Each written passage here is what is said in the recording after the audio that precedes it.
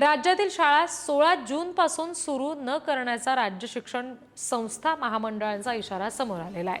शिक्षक आणि शिक्षकेतर कर्मचाऱ्यांच्या विविध मागण्यांसाठी शाळा बंद ठेवण्याचा इशारा दिला गेलाय। शिक्षक शिक्षकेतर कर्मचाऱ्यांची पगारवाढ, विकास निधीमध्ये वाढ, त्याचबरोबर आवश्यक पदं भरण्याची सुद्धा मागणी या सगळ्यामध्ये करण्यात आलेली आहे। मागण्यांसाठी राज्य शिक्षण संस्था महामंडळाचे मुख्यमंत्री फडणवीसांना निवेदन गेलेले आहे। संप करण्याचा इशारा दिल्यानंतर 16 जून पासून राज्यभरातील शाळा सुरू होणार का, याकडे पालक आणि विद्यार्थ्यांचं लक्ष आहे। आणखी तपशील आपण घेणार आहोत। प्रतिनिधी नंदकिशोर गावडे आपल्याशी जोडले गेले त्यांच्याकडून।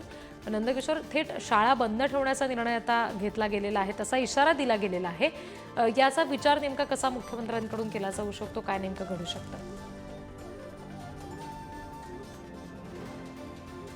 जर पाहायला गेलं तर शाळा सुरू होण्यासाठी अवघे काही दिवस शिल्लक राहिलेले असतानाच राज्य शिक्षण महामंडळ जे आहे त्यांच्याकडून शाळा बंद ठेवण्याचा जो इशारा आहे तो देण्यात आलेला आपल्याला पाहायला मिळतोय।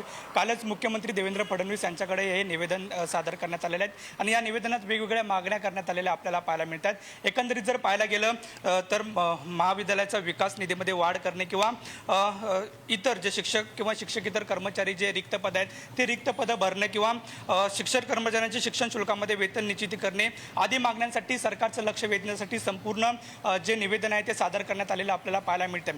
खरं तर जर पाहायला गेलं तर 11वीची सुद्धा प्रवेश प्रक्रिया विलंब होत असलेला आपल्याला पाहायला मिळतं आणि त्यानंतर जर ज्या शाळा आहेत त्या शाळा सुद्धा 15 ते 16 जून पासून सुरू होतील आणि त्या शाळा सुरू होण्या अगोदर सरकारचं लक्ष वेधण्यासाठी कुठेतरी हे जे संपूर्ण निवेदन आहे ते मुख्यमंत्री देवेंद्र फडणवीस यांच्याकडे सादर केलेला आपल्याला पाहायला मिळते। त्यामुळे राज्य शिक्षण संस्था महामंडळाने दिलेला इशारा सरकार किती गांभीर्याने घेतो हे सुद्धा पाहणं महत्त्वाचं ठरणार आहे।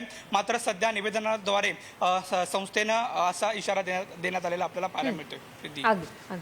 धन्यवाद सगळ्या तपशिलांसाठी नंदकिशोर।